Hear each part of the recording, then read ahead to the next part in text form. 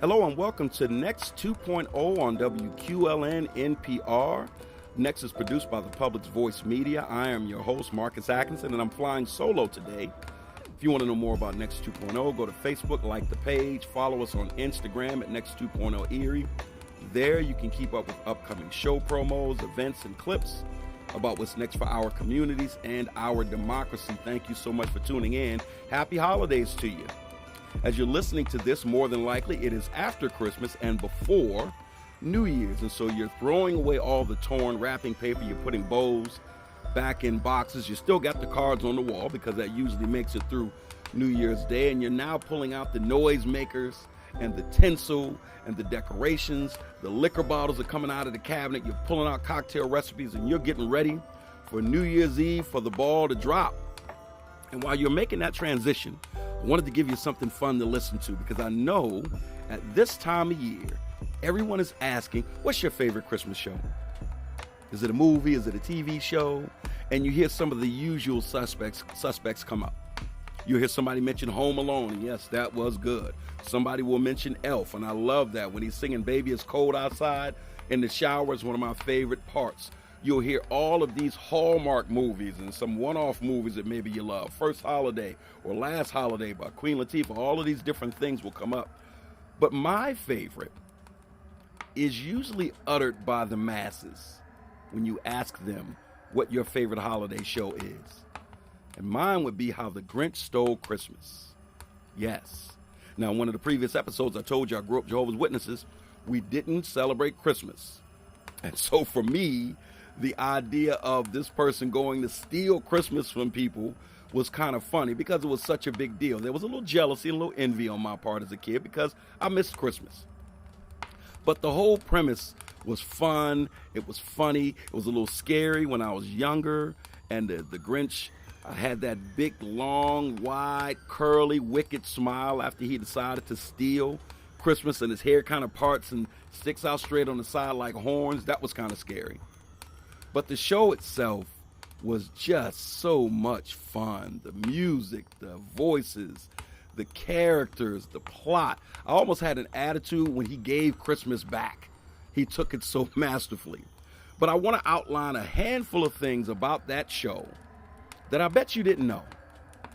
As I researched all things Grinch and all things that animated special, I found a lot of things that were very fascinating, very interesting, but I extracted the things that really pulled me in the most, and I wanted to give you a couple of those things as you're preparing yourselves for New Year's so that we can all have fun with this, and maybe you'll scratch your head a little bit and say, I didn't know that. Let's start with the obvious of who this person is that gave us this classic. Theodore Seuss Geisel, who was known for his work writing and illustrating more than 60 books under the pen name Dr. Seuss. Sold over 600 million copies, and it was translated into more than 20 languages by the time of his death in 1991 at the age of 87. There were a few times that the Grinch was mentioned in Dr. Seuss writings. The first was in 1956. It was a book called Scrambled Eggs Super.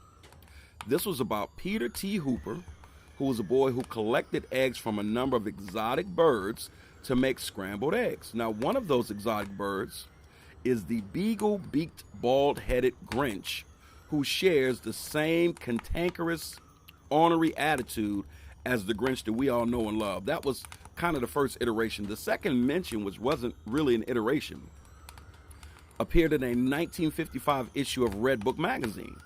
This was a 32-line poem called The Hubbub and the Grinch. Now, this Grinch had no resemblance whatsoever to the character that we're talking about now from The Grinch Stole Christmas. Instead, it was more of a fast-talking salesman that was kind of like the Sylvester McMonkey McBean character from the Sneetches, if you remember that. And then, of course, the book How the Grinch Stole Christmas made its debut in 1957, and in 1966 it was adapted into the animated television featurette that has inspired this podcast. It was initially published by Random House Books and Red Book magazine. Now, the Red Book magazine connection is interesting unto itself. Most of us know it as a women's magazine. that launched several decades ago. As I went further and further down that rabbit hole, there were way too many things to try to bring out in this episode. So to stay focused on the Grinch connection, I'll just say that there were 23 documented issues of Redbook magazine from the 50s that contained Dr. Seuss stories. All of these were original stories except for The Grinch. And this goes from 1950 with the first one, Gustav the Goldfish, and it runs all the way through 1957, which is How the Grinch Stole Christmas. Hubbub and the Grinch that I talked about earlier, that one debuted May 1955. And so the Redbook magazine connection is certainly a fascinating one. You think about the way they have, we got Beetle Bailey and other cartoons from these Sunday comics.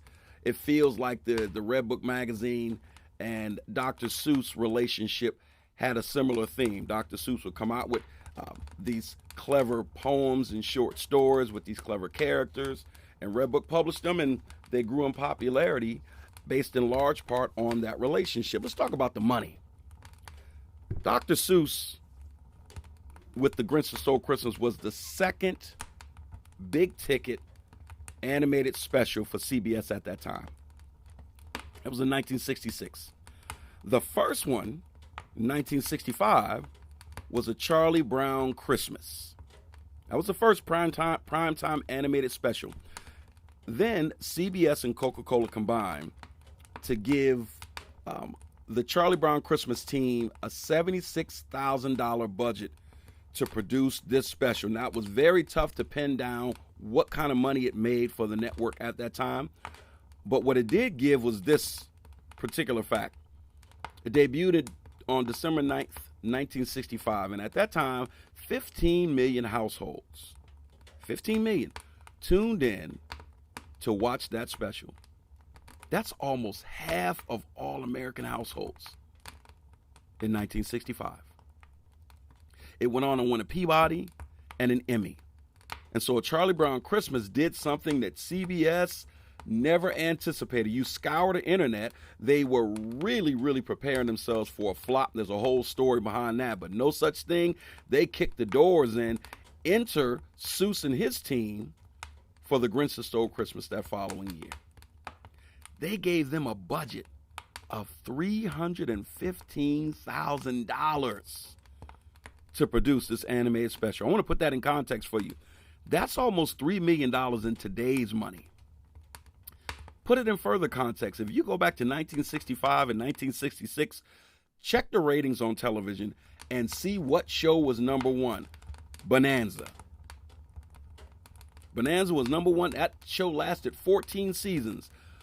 But the first few seasons, it cost $110,000 per episode to shoot Bonanza. And I want you to think about all the celebrities, the would-be celebrities, and even some established celebrities that were in that show at the time. $110,000 per episode, even closer to its peak in the 14th season. The episode cost was about $225,000 per episode. The most popular show on television. And here they were given $315,000 to produce A Grinch That Stole Christmas. And so they owe Charlie Brown a solid for their largesse in their budget. Let's talk about the sponsors back then. So now the way we do sponsorships is every commercial, there's a different player. And those spots vary depending on the day and time, the length, so on and so forth. Back then, they would only have a key sponsor. When How the Grinch Stole Christmas first aired in 1966 on December 18th, it was sponsored solely by the Foundation for Full Service Banks. And that was edited out of every broadcast after the first one. So I want you to think about this. Bankers were the key advertiser, the key sponsors, the ones who underwrote How the Grinch Stole Christmas. And the show is about, Christmas isn't about gifts. It's not about commercialism. It's not about money. It's about the feeling that you have in your heart for the holiday, for your neighbors. And bankers underwrote that message. That would not, in my opinion, would not happen today because today, more than ever in history, cash and commercialization is king.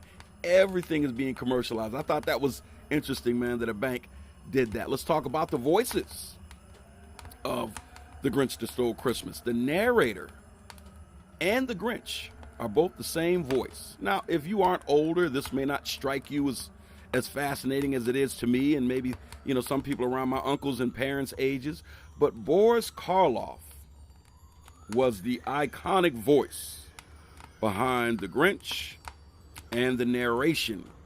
If you're a little younger, you may know Boris Karloff as his role as the original Frankenstein's monster.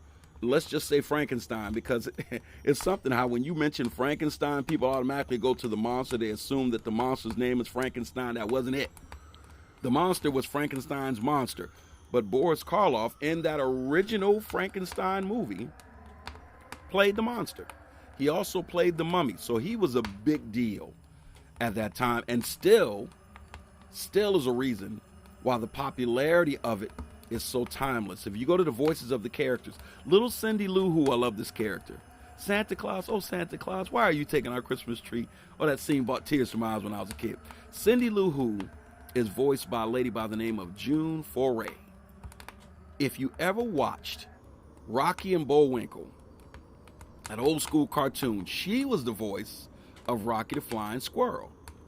And she voiced a ton of other characters as well. They actually referred to her as the female Mel Blanc, and others referred to Mel Blanc as the male June Foray. Mel Blanc is known for the Bugs Bunny universe and all of those different voices.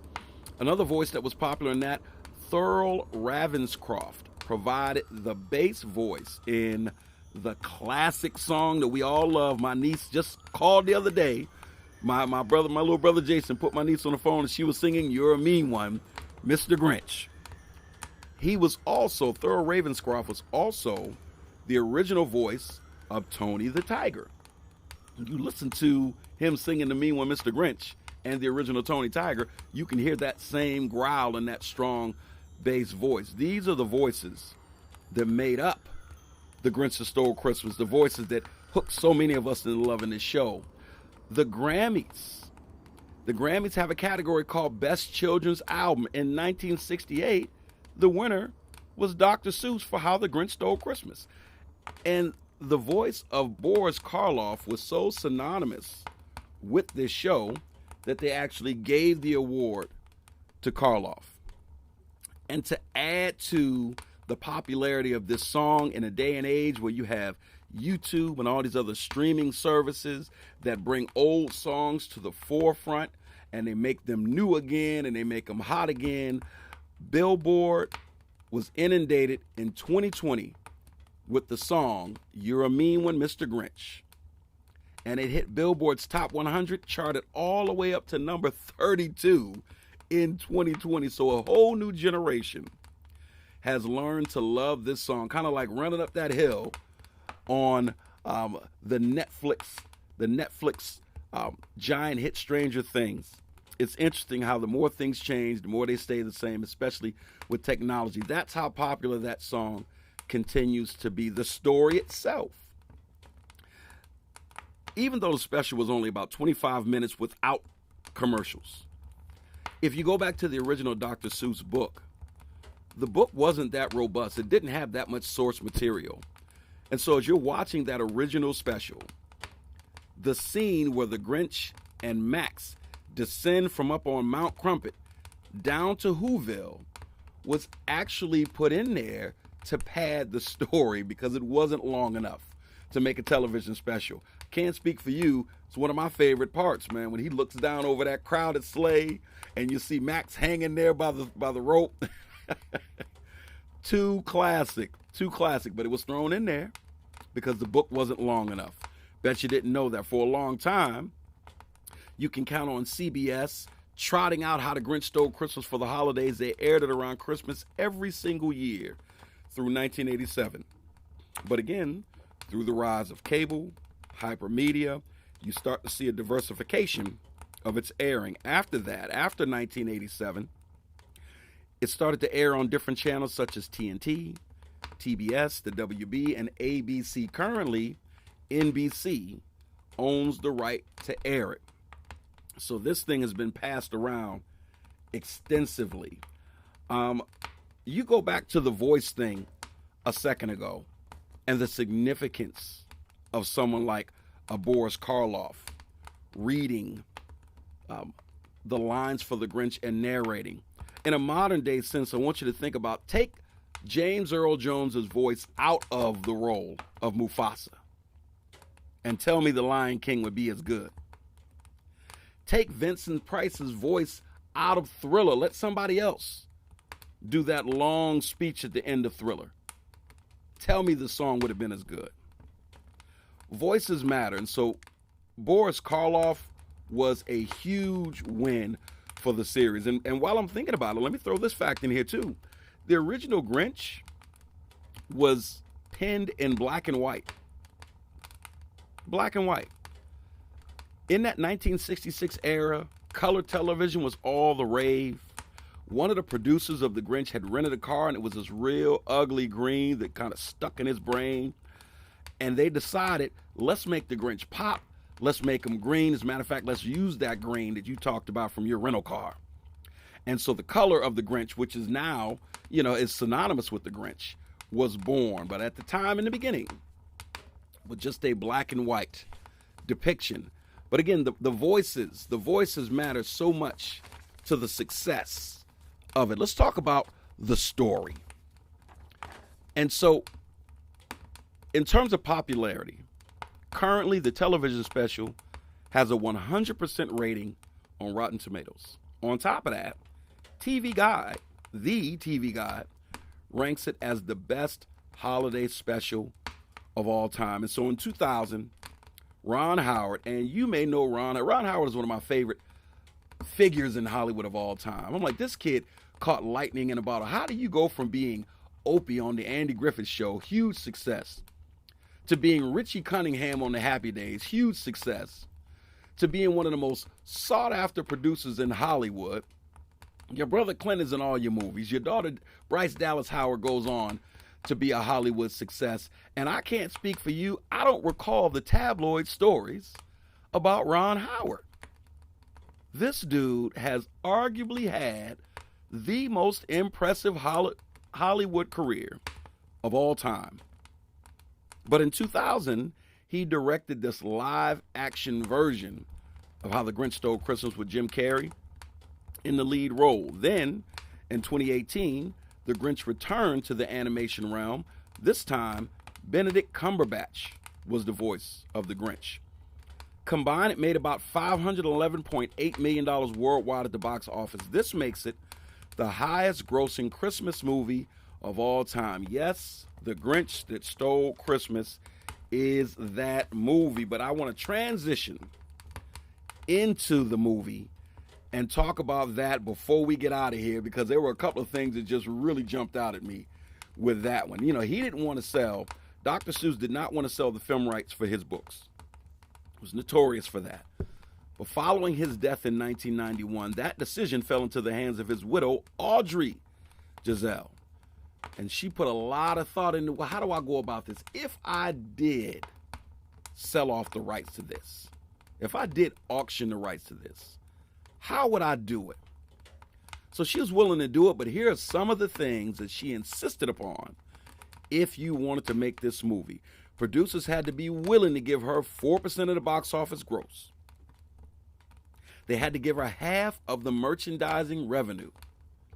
They had to give her 70% of the profit from book tie-ins. All of that on top of the $5 million price tag for the source material itself. Go ahead, Giselle, get your money. Everybody else is.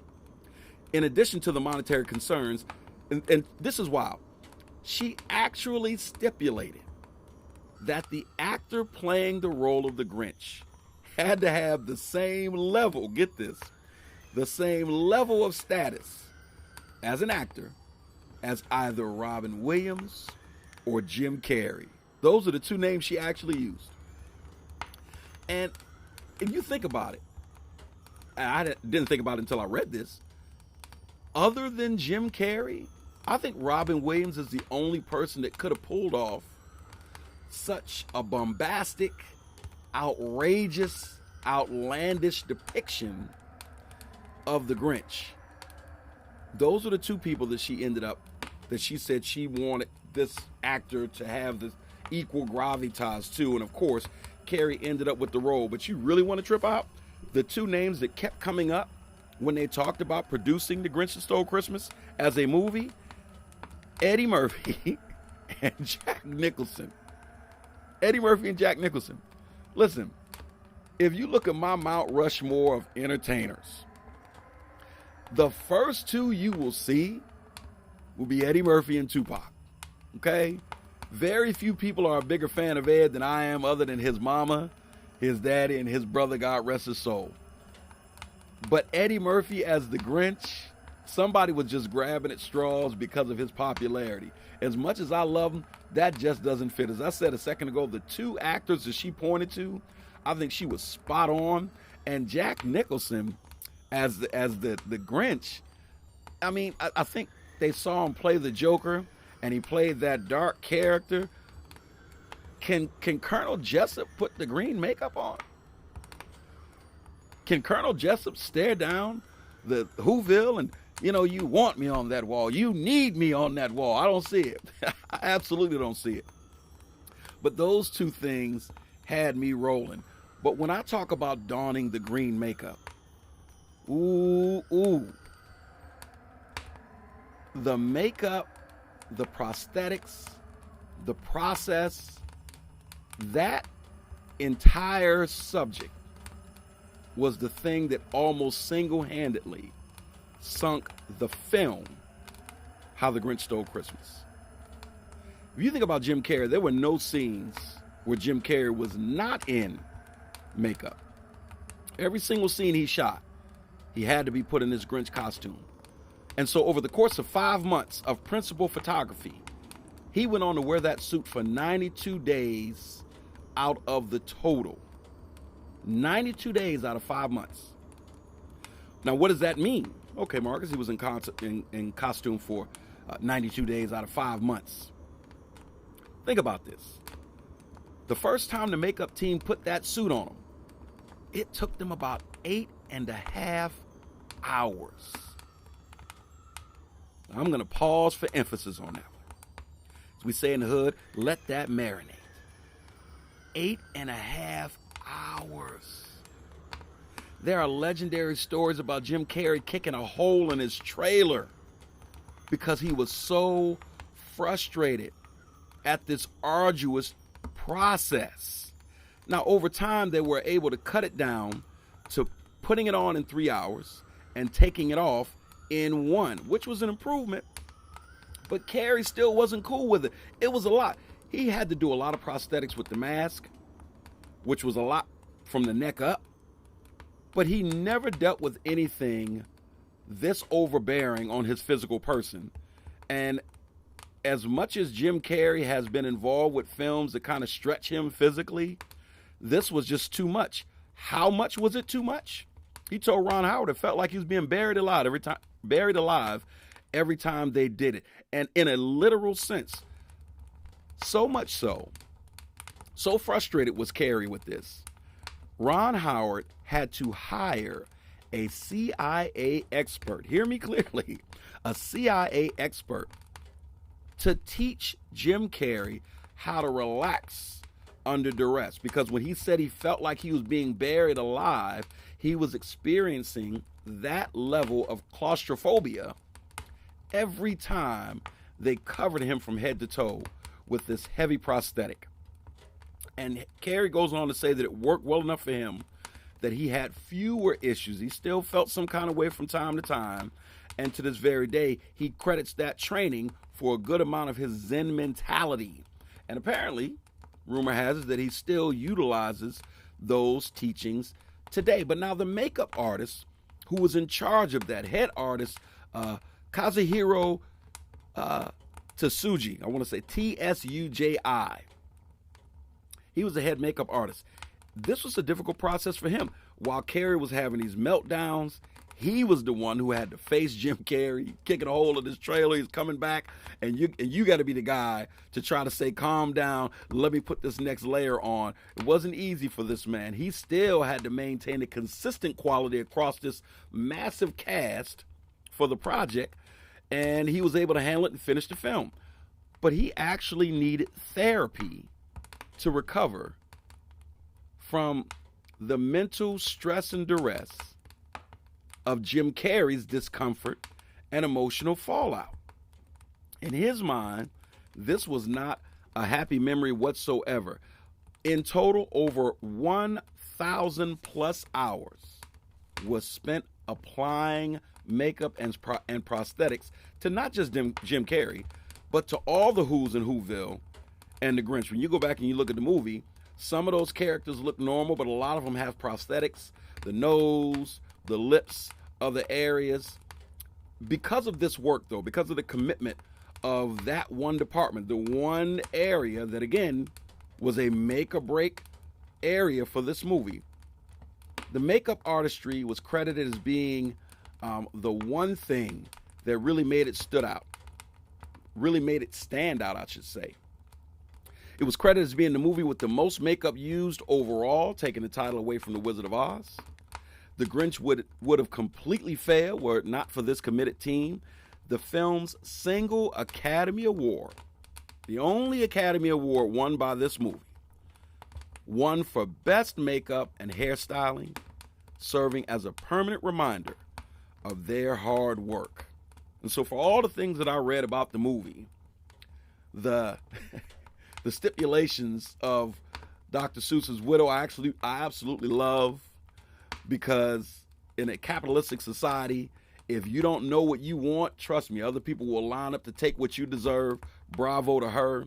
And again, the makeup and that whole process fascinated me because I didn't realize that it really served as the foundation for the show's success. And if they couldn't fight through that, the film was a wash.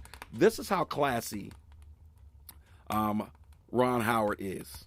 After recognizing the troublesome nature of this process, he wanted Jim Carrey to realize and recognize just how grateful he was that he overcame and he fought through the discomfort and he delivered this phenomenal performance as the Grinch.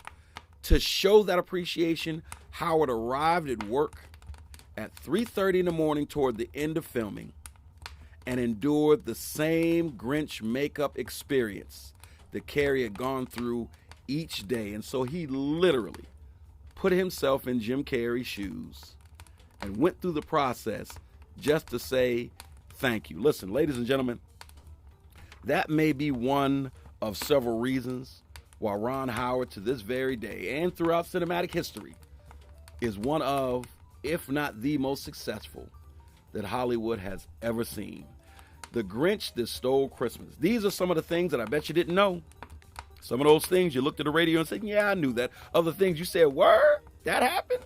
Yeah.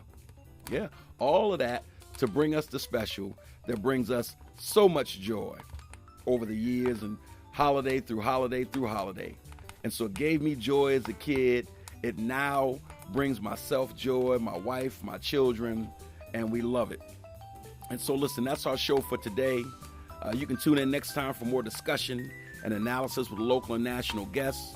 Remember that Next 2.0 streams on Fridays on all major podcast platforms and the fourth Sunday of the month at 4 p.m. on WQLN NPR, which is 91.3 FM. I'm Marcus Atkinson. Come and join us again next year, if you will, so that you can hear about what's next for our communities and our democracy. On behalf of the Public's Voice and WQLN NPR PBS, let me say happy holidays to you and your family. Thank you all so much for joining us, and thank you for being constant listeners. We will see you next time. Peace on earth.